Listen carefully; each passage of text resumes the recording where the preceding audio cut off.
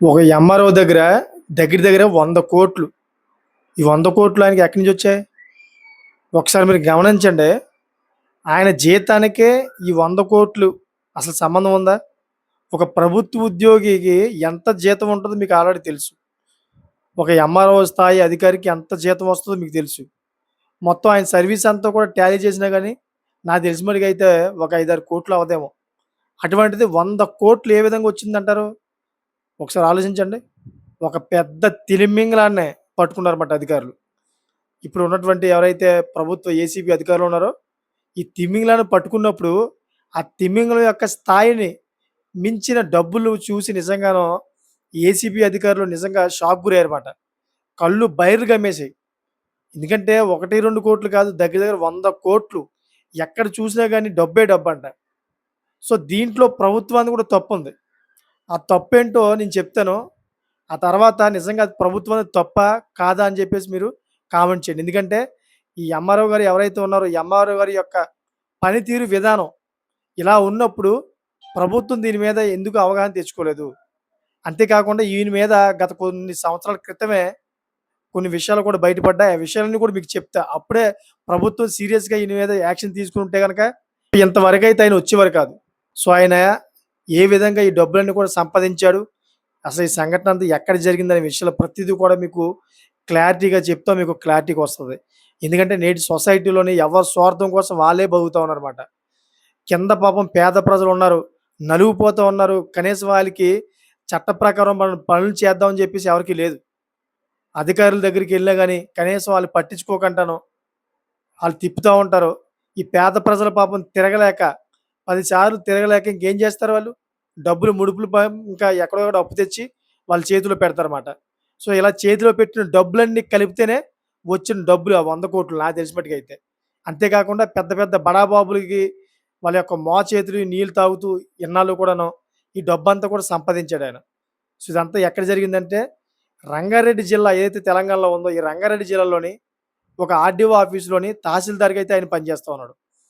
ఇలా తహసీల్దార్‌గా పనిచేస్తున్నటువంటి వ్యక్తి ఆగడాలు రోజు రోజుకి పెరిగిపోతా ఉన్నాయన్నమాట. ఈ ఏసీబీ అధికారులు ఎవరైతే ఉన్నారో ఏసీబీ అధికారులు ప్రతీదీ కూడా ఆయన్ని గమనిస్తా ఉన్నారు. సర్లే సరైన సమయం చూసి కొడదాం. ఈ తిమింగలాన్ని పట్టుకోవాలంటే గనక ఒక పెద్ద వలే కావాలి. చిన్న వలలతోటి పనవ్వదని చెప్పేసి ఏసీబీ అధికారులు పెద్ద వల కోసమైతే వెతికిలాడుతూ ఉన్నారు.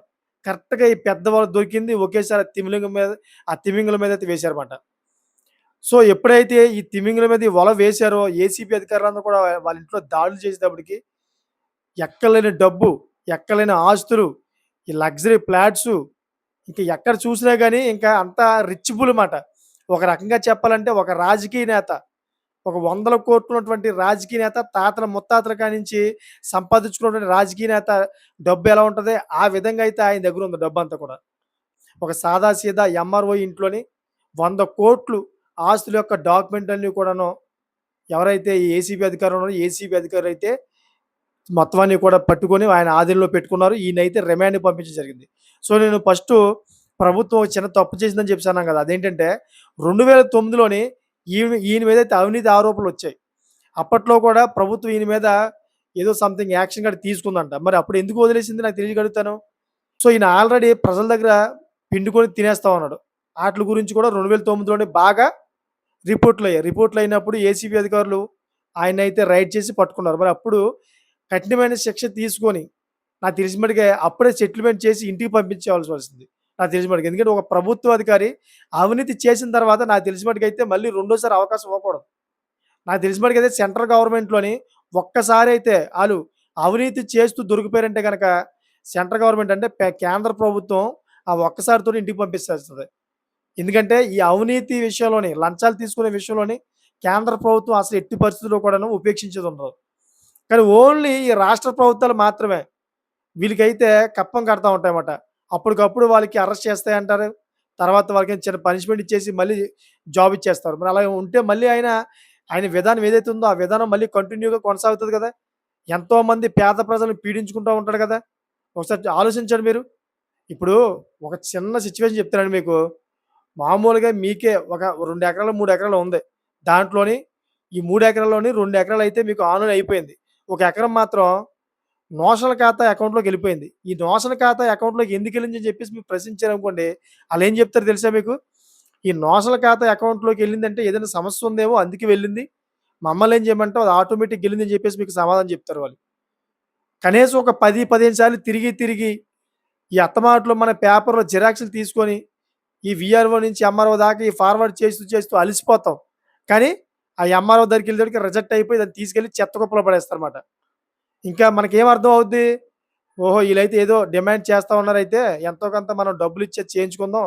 లేకపోతే గనక నా ఆస్తి మీద వచ్చినటువంటి ఈ లోనైనా గాని, లేకపోతే రేపొద్దున ఎవరికైనా అమ్ముదాం అని గాని రిజిస్ట్రేషన్‌లు గట్టా అవ్వని చెప్పి భయంతోటి మనం ఏం చేస్తామంటే కనీసం ఒక 50,000 1,00,000 ఆళ్ళ చేతికిచ్చి, ఆ నోషనల్ ఖాతాలోంచి బయటికి తెప్పించి, ఆ తర్వాత మనం ఆన్‌లైన్ చేయించుకుంటాం మన పేరు మీద.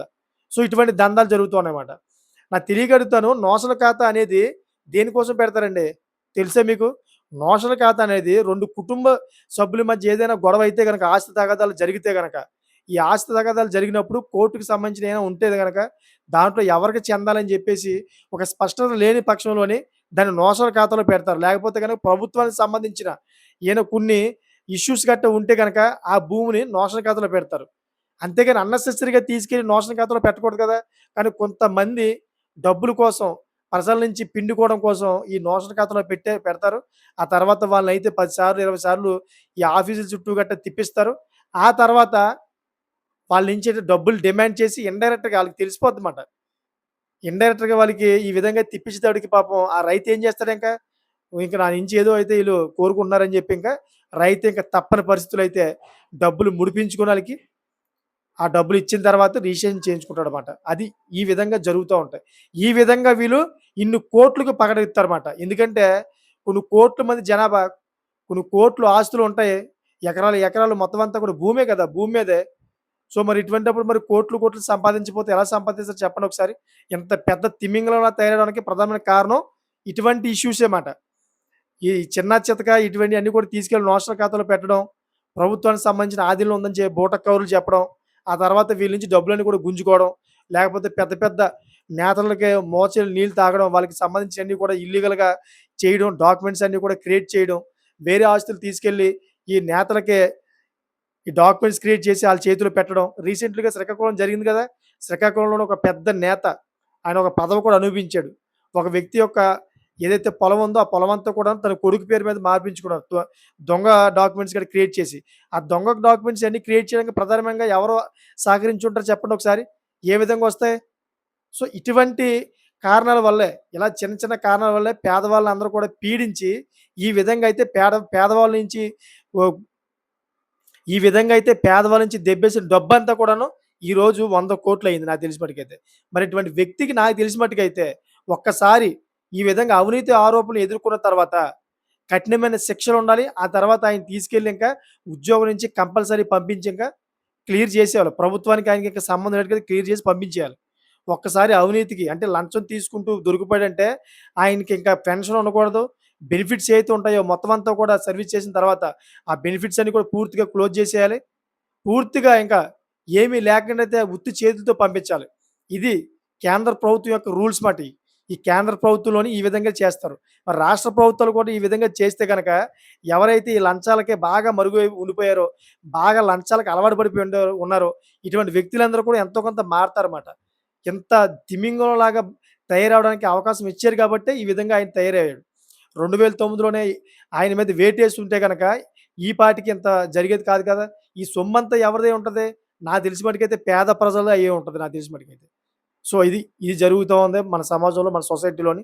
ఇప్పటికైనా గాని ప్రభుత్వాలు అటువంటి అధికారుల మీద సరైన చర్యలు తీసుకుంటే గనక ఈ సొసైటీ బాగుపడదని చెప్పేసి నా ఉద్దేశం.